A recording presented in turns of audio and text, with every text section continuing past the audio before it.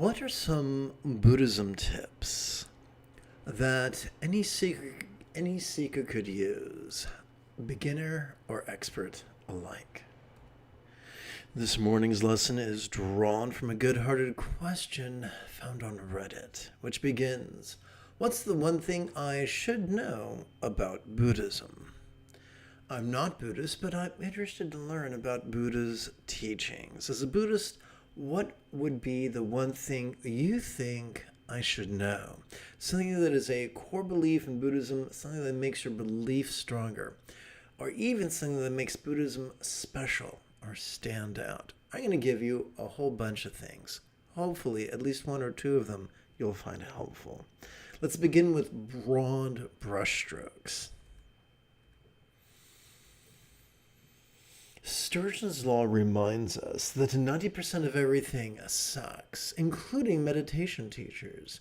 So it should not, although it is heartbreaking, it should not be terribly surprising that the majority of meditation teachers you meet will actually believe that being rigid, fearful, superstitious, controlling, elitist, cryptic, competitive, and cruel are where it's at.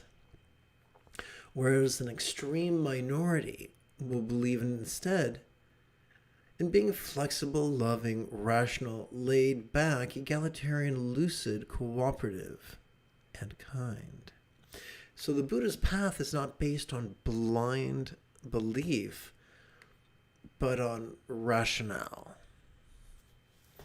So I don't teach Buddhism from the Iron Age perspective. We live in the Silicon Age. And so I teach Buddhism through the lens of neuroscience because doing so dispels so much misinformation.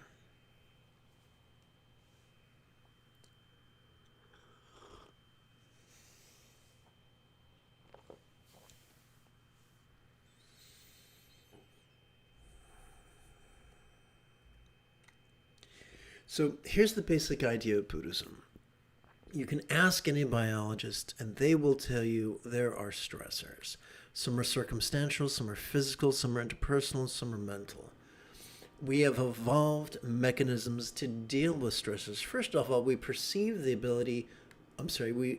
the ability to perceive stressors as a survival mechanism. If there's a bear chasing you, you want to know about it, so you may be able to do something about it. We evolved wonderful survival drives. Sometimes it's appropriate to shove at certain things. Sometimes it's important to reach for certain things. Sometimes it's important to cling to certain things. Sometimes those serve our survival needs of the moment.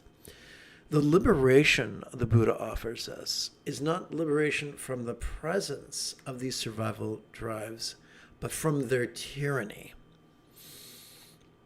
We have not one but two reward systems in our underbrain. One is dopamine oriented and rewards with pleasure for reproduction or anything that supports reproduction. Drinking water, eating food, sleeping when you're tired, finding shelter when it's raining, warmth when you're cold, coolness when you're hot, things necessary to survive.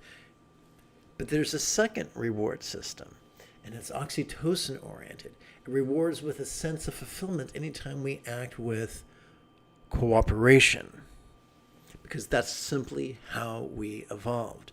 When we are dominated by our dopamine reward or oriented reward system, when we are all about competition and we forget all about cooperation, we might die with the most toys, but we will never really truly be alive. So the liberation the Buddha offers us is freedom from a misuse, an accidental misuse of our survival mechanisms, and transforms them, takes them out of the role of tyrant and into the role of tools, which is appropriate. The method the Buddha used to help people accomplish that is known as the Eightfold Path. enlightenment is nothing spooky or mysterious. It's simply mastery of the Eightfold Path. But what does that mean? Well, as a kid, we weren't born knowing how to tie our shoes or brush our teeth or ride our bicycle. We learned to do those things until eventually we could ride our bike spontaneously, habitually, easily, and effectively. That's the mark of mastery of anything, whether it's cursive writing, whether it is making lentils, whatever. And so the same thing can be applied to the Buddha's Eightfold Path. So there's two ways of looking at the Eightfold Path, and they're both incorrect. One is to look at it as an insurmountable Herculean task suitable for only special people, suitable only for the seventh son of a seventh son or such malarkey. By the way, I saw that on the back of some guy's concert shirt when I was in high school, and I loved trying to figure out what that meant. The other way of looking at the Eightfold Path is, oh, yeah, that's this beginner stuff, and then they express it in the most rigid way possible and promptly ignore it. But for a slender minority of meditators, this represents the entirety of the path, but it's oddly numbered. I like to start with number 7, which is mindfulness, and number 8, which is meditation. I found that when trained in this sequence, once we really get a good beat on mindfulness and meditation, then the remaining 6 are taken care of automatically. That's right, my friends. Welcome to the lazy bastard path of enlightenment. So let's take a deeper dive, as I promised. So I guess before I do, let's just stick with it. If we are taught meditation correctly, it's supposed to be fun. It's supposed to be enjoyable. It's supposed to be peaceful. If it's not, if our journey is not fun and peaceful, if it's drudgery and fills us with anxiety, then in the words of Bugs Bunny, or to paraphrase Bugs Bunny, either we or our teacher have taken a wrong turn at Albuquerque. So, these are important litmus tests. If what we're doing isn't giving us joy, if what we're doing isn't feeding our peace, then we need to re-examine either our assumptions or our methods. There is a myth. So the people who tend to be rigid, fearful, controlling, elitist, cryptic, competitive, and cruel are great businessmen. They make so much money. The people who tend to be flexible, loving, laid back, they're terrible businessmen. They don't have large followers because for some strange, weird reason, people respond to a Hitler. People respond to a Mussolini. People respond to bullies and liars and manipulators. Not all people, but enough people. So, but I will tell you this. A story is told in Buddhist lore of the Buddha's foolish cousin Devadatta. And Devadatta was a clever scheming fellow, and he was able to manipulate the masses and divide the Buddha's group of students and take half of them and take half of his patrons and turn people against the Buddha. And so he wound up with all these patrons to give him money and all these students to make him feel important. But the things he taught them didn't give them good results, so they left him.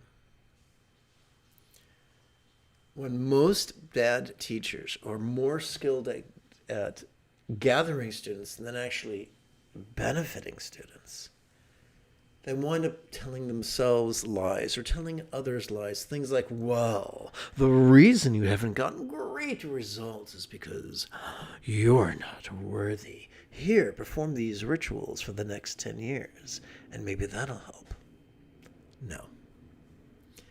You see, in one of the Buddha's most famous discourses, in the second to the final passage, he explained that anyone could master his path in less than 7 years or 7 quarters or 7 months or 7 fortnights or 7 weeks or even 7 days. So if you are complaining about your lack of progress and someone says, oh, you've been a sinner for so many lifetimes, how many more lifetimes is it going to require for you to get results? Thank them for their time and run away. That's not someone who's ready to help you this week. And once again, being enlightened doesn't mean you walk through walls, doesn't mean you stop feeling emotions. It simply means that we've mastered the set of techniques. And by the way, sitting is supposed to be comfortable. In the most ancient Buddhist statuary, the Buddhas are not depicted in the full lotus position. They're depicted in the quarter lotus position, which most children can adopt. Ask any ballet student, they'll tell you never turn out from the knees because the knees are only hinge joints. Instead, you turn out from the hips. And you let gravity do the work. You never force it. But after sitting for a few days, your body will remember how to sit in this position, which is very, very easy. And so taking a gradual approach. If you set aside 5 minutes every 12 hours or so to practice the first week, that's fine. You can make outstanding progress that way. After 7 days, by the second week, you may feel like sitting for 10 minutes every 12 hours. By the third week, you may feel like sitting for 15 minutes every 12 hours. And continuing with this pattern, by the conclusion of the 12th week, sitting for 60 minutes might become child's play.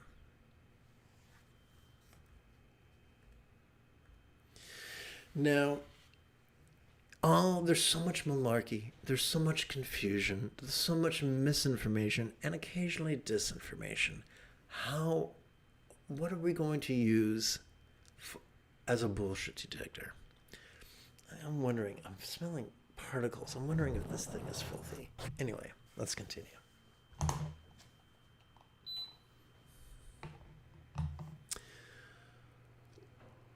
I found that viewing the Buddha's teachings through the lens of neuroscience really helps.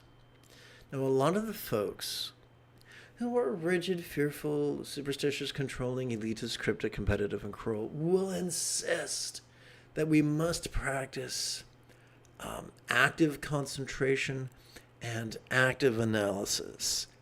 Neurologically speaking, the only way to do that is to rely upon specific, discrete mechanisms, such as those found in our medial prefrontal cortex or our dorsolateral prefrontal cortex. It's not my job to shit all over the prefrontal cortex. It's a wonderful tool. Man, if you want to contrast, compare, calculate, analyze, edit, measure, this is your tool. This is awesome. But it can be overused. If you overuse your biceps, after a while, you'll stop making gains. If you continue overusing your bicep, after a while, you could injure your tendons, possibly permanently. Similarly, if we overuse, or I should say, when we overuse our prefrontal cortex, our amygdala gets activated, the seat of aggression and anxiety, which ironically strengthens our tendencies to be rigid, fearful, superstitious, controlling, elitist, cryptic, competitive, and cruel. Hey, how's about 4 spoonfuls of good news? Would that be okay? And then check this out. Remember we talked about the 7th enlightenment factor being mindfulness? Well, every time we inhale, whether we know it or not, we automatically access our sympathetic nervous system, which is located in the middle third of our spinal cord of all places. This kind of looks like a great tadpole, doesn't it?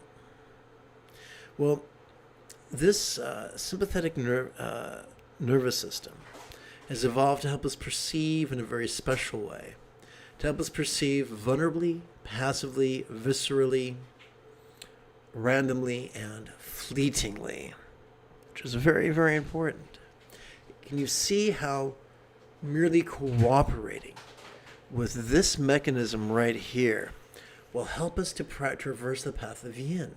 Will just help us to be more flexible, loving, laid back, rational, egalitarian, lucid, cooperative, and kind. Now, there's a little bit of some shading, and to each life some rain must fall, and here comes some. We're going to notice things. Oh, sure, we're going to notice sights, sounds, sensations, flavors, scents, and the like. We're also going to notice emotions, intentions, thoughts, memories, and imaginings. And that can be a little overwhelming at times. Now, how about some more good news? Remember how the eightfold of the Buddha's Eightfold Path is meditation? Well, every time we exhale, whether we mean to or not, whether we know it or not, we are automatically accessing our parasympathetic nervous system, found in both the lower third and the upper third of that same spinal cord. This parasympathetic nervous system has evolved to help us physically relax as well as mentally release.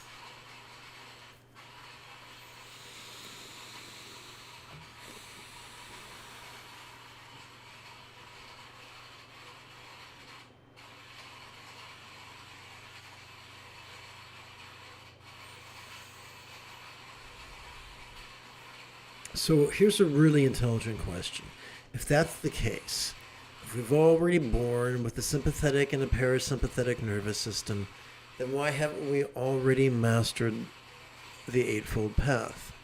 And here's the reason why. In a word, Urkel. Our minds can be as good-natured but as spazzy as good old Urkel. If you're ever knocking into shit and then asking, did I do that? Here's a simple solution. Every time we silently, mentally, and passively recite the demonstrative pronoun this during our inhalation, this three-ring shit show of a brain begins to cooperate with our sympathetic nervous system. Similarly, every time we silently, mentally, and passively recite the one-syllable verb ease during our exhalation, this Borg circus of a brain begins to cooperate with our parasympathetic nervous system.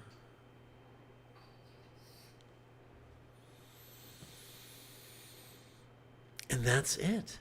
This doesn't make nasty things go away, but it helps us to cope with them. And that's the difference that makes the difference. Learning to cope with the slings and arrows of outrageous fortune, as well as every delight life can throw at us. Now, I mentioned previously that when we get really good at practicing mindfulness and meditation, the rest of the Buddha's path just takes care of itself. Allow me to explain. So,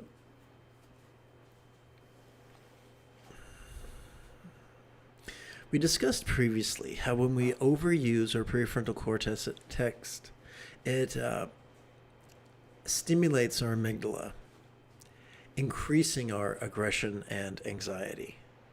Well, training in mindfulness and meditation, cooperating with our sympathetic and parasympathetic nervous systems, not only calms our amygdala, but it stimulates this thing right here, this thing that kind of looks like a catcher's mitt, this thing the big kids call the anterior cingulate gyrus, this thing that functions as the hub of our mirror neurons, the seat of empathy and compassion and love. 50% of the Buddha's Eightfold Path pertains to loving kindness. Allow me to elaborate. Mental morality would simply be kind intention. behavioral morality, or morality of our relationships would be kind communication. The morality of the physical would be nonviolence or kind conduct, which is the essence of all the vows. Practice nonviolence and kind conduct, and you're in like Flynn. The essence of circumstantial morality would be to replace competition and cruelty with compassion and kindness. To stop being a Karen, forever trying to get people fired. To stop being a Chad, forever trying to drive other concerns out of business. And instead practice kind commerce. This is 50% of the Buddha's Eightfold Path. But how are we to know what the kind intention is, what the kind thing to say is? How are we supposed to know what the kind choice is and how to do it and when to do it? And that brings us back to our drawing of the brain. Check this out.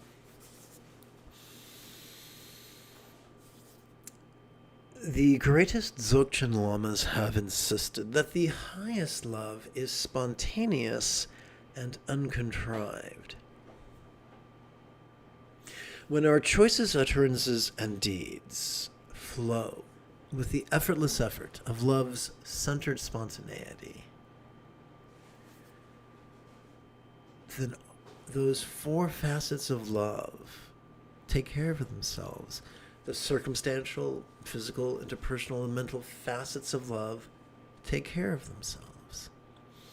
And that effortless effort is the sixth fold of the Buddha's Eightfold Path. We're only left with one remaining fold, and that's impermanence. And here's the cool thing. We don't have to believe in impermanence. In fact, belief, that just creates more rigidity and creates more problems. But we can observe impermanence in a transformative way. In fact, the more we sit in mindfulness and meditation, the more we can't help but notice impermanence, whether we want to or not. We can't help but notice changes in our perceptual field. We can help but notice changes in what we see, what we hear, what we feel, what we taste, what we smell, and the like. We can help but notice changes in our emotions, in our intentions, in our thoughts, different memories coming up and then fading away, and our imaginings.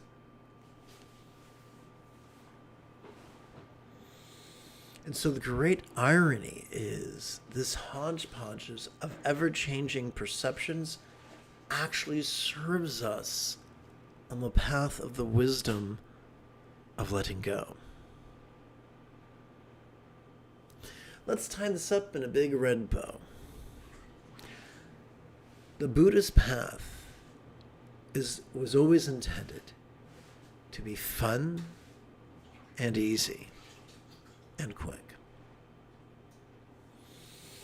How are we supposed to know which teacher is useful and which isn't? Simple. Learn a beginning level technique from a teacher. If they're stingy with their techniques, go find a teacher who is generous. When you receive a technique, play with it for 5 minutes every 12 hours or so. After 7 days, notice your results. If the results are terrible, go find a better teacher. If the results are great, continue working with that teacher until either A, you've mastered the path, or B, it's time to find another teacher. It's just that simple. The British used to have a saying, the proof of the pudding is in the tasting. I think it could be great fun if together as a team we practice together. Let's do so after approximately 30 seconds of housekeeping.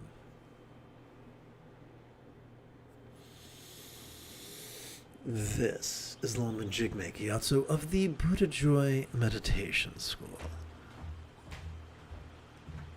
For more than 30 years, I spent about 8 hours a day, almost every day, studying, practicing, mastering, and reverse engineering the teachings and techniques of each sect of Buddhism so that you would not have to. Welcome, my friends, to Meditate Like a Jedi, which is made possible due to the generosity of viewers just like you. Oh yeah, by the way, if your teacher accepts donations, that's great. But if your teacher charges fees or mandatory donations, run away. Just find a better teacher. I think it could be great fun if we played with the latest iteration of the Spaciousness of Diamond Mind, composed oh so many centuries ago by Prahe Vajra, translated into English by Yeshe Donden, and adapted as well as amplified by this MOOC right here.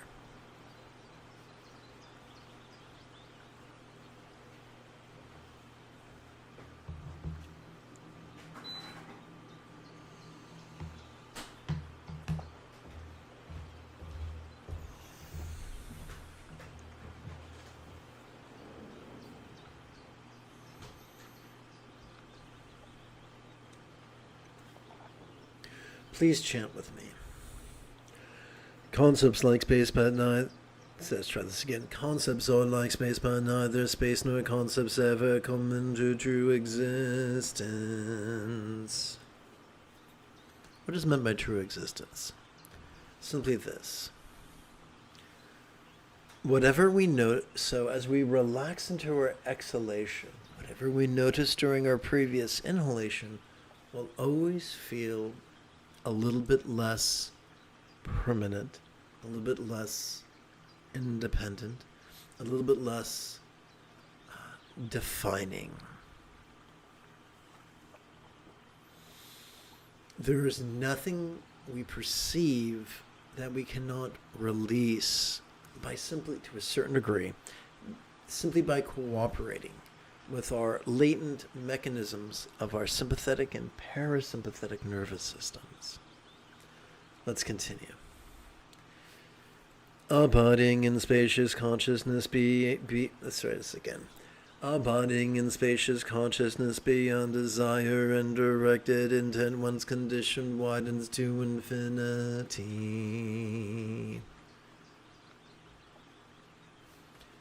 This should be lowercase.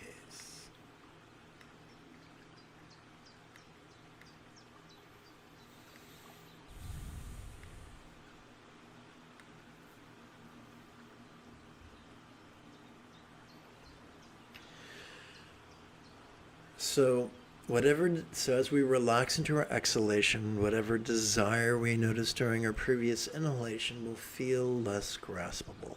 As we relax into our exhalation, whatever intention we experienced during our previous inhalation will feel less tangible.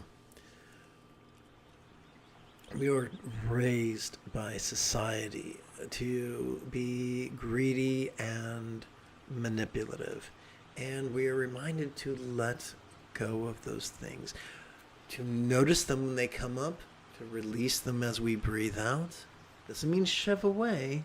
Just means release or grasp upon them. Doing so, it strengthens our mindfulness. So mindfulness and concentration are two different things. We're talking about concentration being found in the prefrontal cortex. One moment.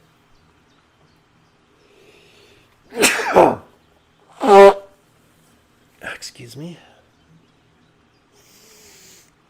And mindfulness taking place in the sympathetic nervous system, so super far apart, neurologically speaking. But also, concentration is about constricting our experience to one pointedness, whereas mindfulness is about relaxing our experience and allowing it to dilate, allowing it to expand into a vast expanse. And that vast expanse becomes an excellent metaphor of freedom from the teeny tiny prison cell of concentration. Excuse me.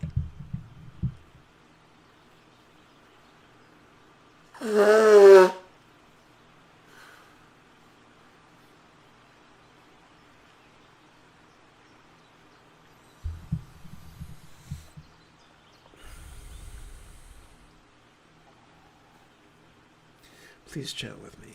Oh, I guess that's the conclusion of the chant. Well, let's meditate. So if you've just tuned in, allow me to explain meditation concisely. As we silently, mentally, and passively recite the demonstrative pronoun this during our inhalation, we can kick back and watch the antics of mind. We can vulnerably, passively, viscerally, and randomly watch the antics of mind as it perceives, emotes, intends, reasons, recalls, and imagines. As we silently, mentally, and passively recite the one-syllable verb ease and do so during our exhalation, we can find ourselves relaxing into mind's non-graspable nature.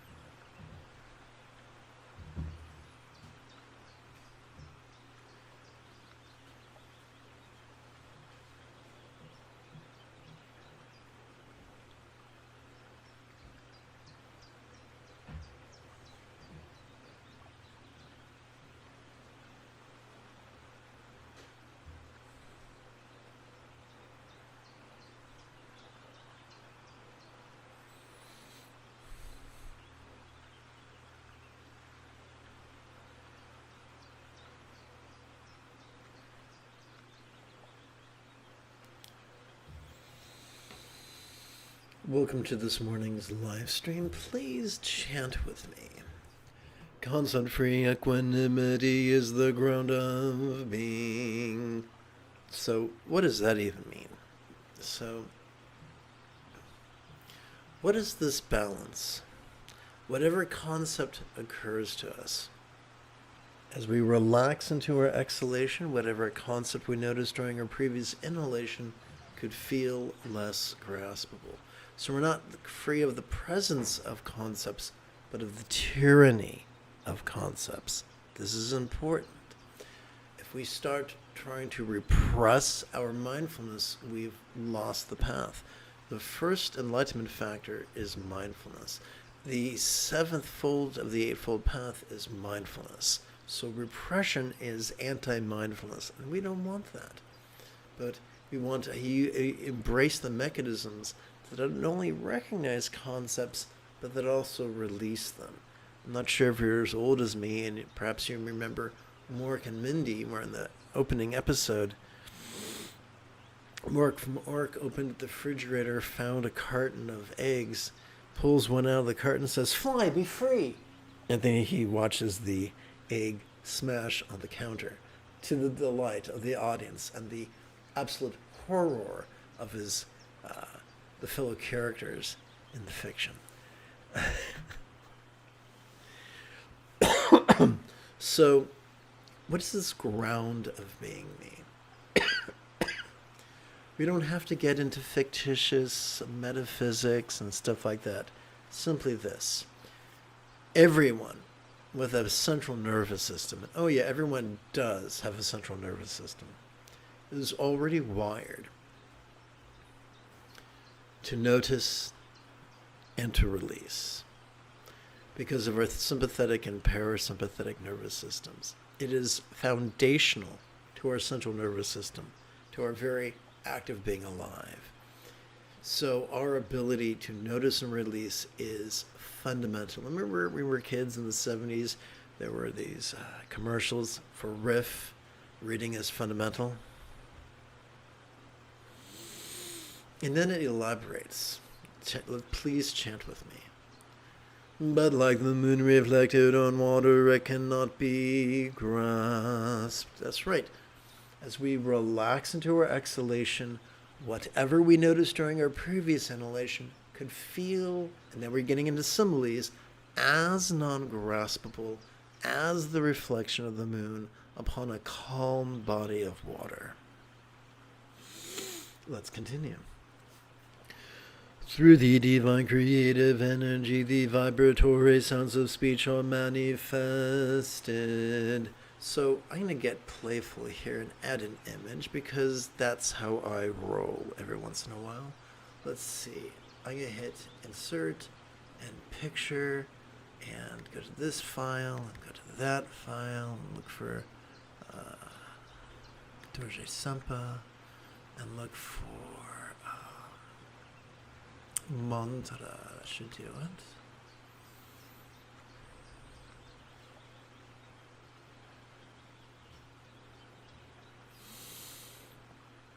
And find the Sanskrit version.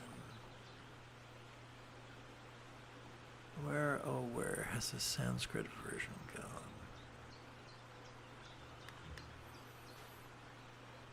Well, that is just huge, isn't it? Let's go to wrap text, behind text, and make it teeny.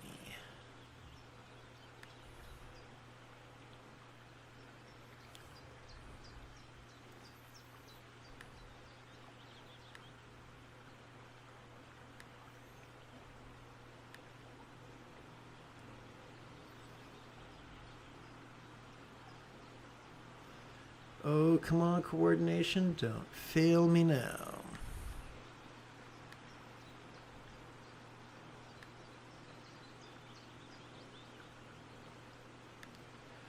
All right, so through the divine creative energy, the vibratory sounds of speech are manifest. What do we mean by divine? Divine is a metaphor used frequently in this text. And what it is short for is the Madhyamika rule. that as we relax into our exhalation, whatever was vivid during our inhalation can seem less tangible. So, for instance,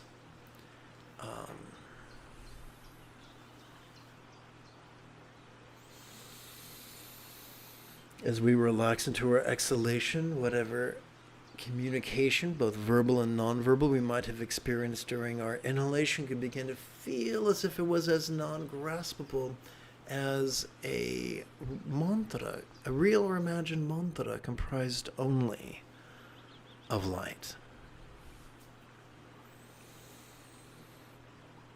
And so sounds seem to come from nowhere. Or we might sit in relative silence and then utter something out of the blue, or maybe sneeze out of the blue. And for a second there's sound, and then it's gone. And that is a wonderful metaphor for everything we experience. It's not there, it's here, and then it's not there.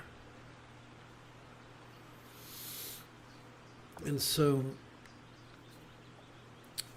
upon the paths of concentration, there is a myth that perceiving anything is bad. Like I said, it's a myth. It's a destructive myth. And so in an effort to correct that and say, no, perception is awesome. Perception fuels wisdom. So, because just as exhalation follows inhalation, release follows perception. So whatever we notice, whether it's external or internal, physical or mental, pleasurable or painful, interesting or boring, glorious or grotesque, it feeds the process of noticing and releasing. So it's useful. It's not harmful. Having said all that, let's meditate. And if you've just joined me, quick review. When we silently, mentally, and passively recite the demonstrative pronoun during our inhalation, we can find ourselves vulnerably, passively, viscerally, randomly, and fleetingly watching the antics of mind as it perceives, emotes, intends, reasons, recalls, and imagines. As we silently, mentally, and passively recite the one-syllable verb ease during our exhalation,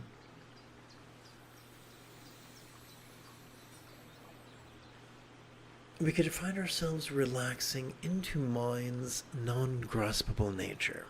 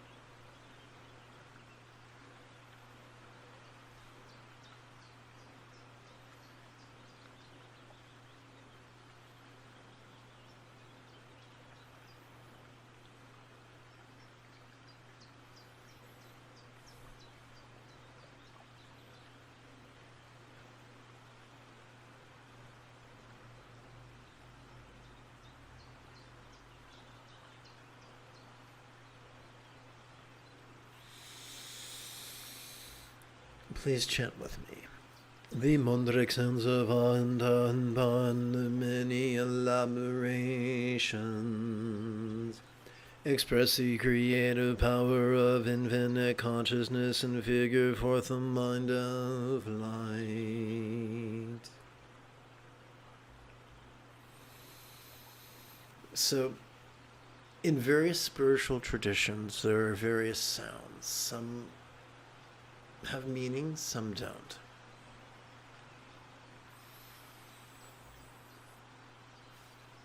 But ultimately, there are ways of expressing the creative power of consciousness. So, what does that mean? Well, our minds are always doing all sorts of things. Our minds are like a Mexican jumping bean. They're moving about, perceiving, emoting, intending, reasoning, recalling, and imagining. But what does it mean to be a mind of light? Well, that's just as light, you can see light, but you can't grasp light. Similarly, as we relax into our exhalation, whatever stuff our brain did during the inhalation could feel less permanent, less tangible, less defining, at least somewhat, at least momentarily. And so this is a further exploration of the two truths of that which is perceived and that which is released, or in other words, perception and release.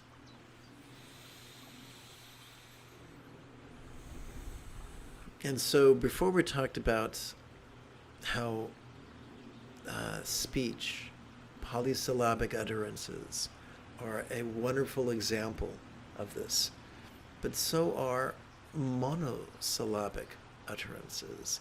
And I think it could be a wonderful thing if I replace this image with one of a syllable. So please bear with me. I'm going to try to find the syllable ah. So let's see. I'm going to put insert pictures. I'm going down to the T for tikle, because that's the Tibetan word for it. Let's see, there it is.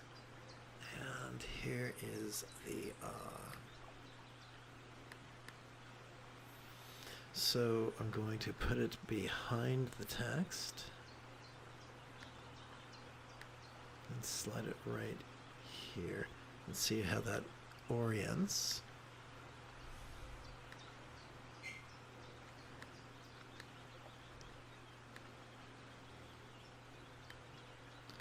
Excellent. So this is the Tibetan, this is ah in the Tibetan alphabet.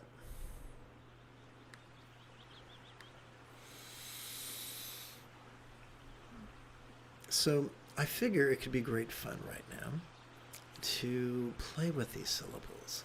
During our in-breath, let's silently and mentally recite relaxing into this, and during our exhalation, let us intone the syllable ah.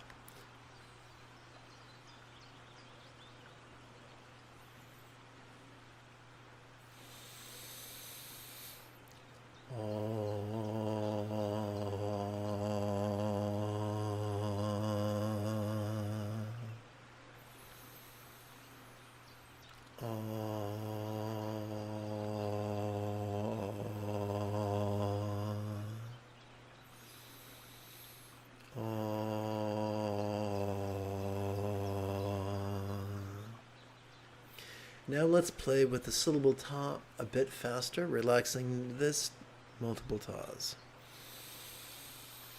Ta ta ta ta ta ta ta. Ta ta ta ta ta ta ta. Ta ta ta ta ta. Ta ta ta ta ta. And we'll do the same thing with pa.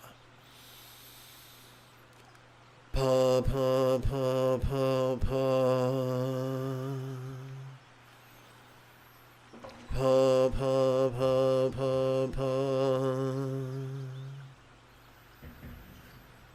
Pa pa pa pa pa. Pa pa pa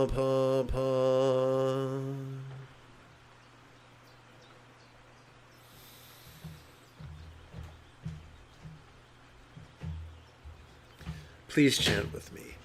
How amazing the enlightened realm is never found by actively seeking, and can never be perceived by the six senses. Those who seek it in this way are like blind ones grasping for the sky. So,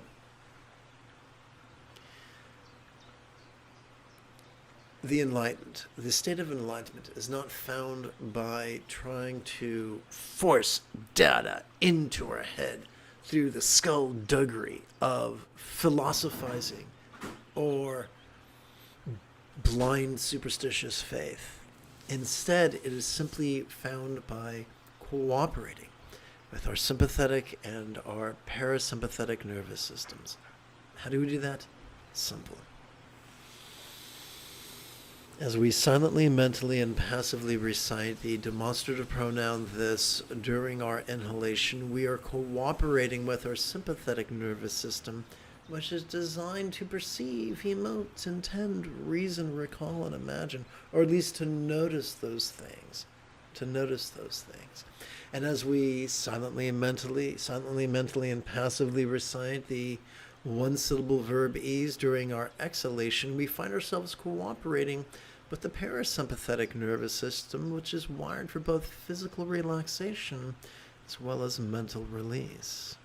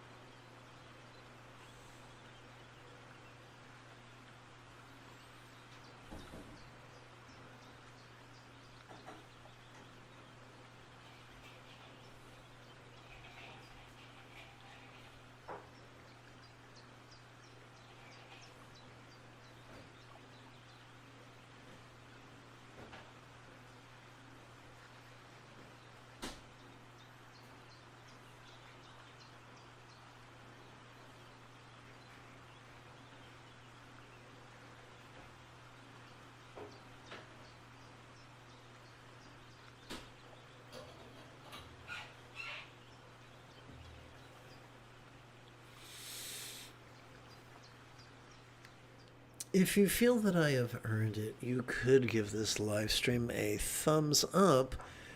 You could even help support this channel. In approximately 6 hours or so, I would very much like to return to lead today's afternoon group practice. And if you are as geeky as me, may the Force be with you always.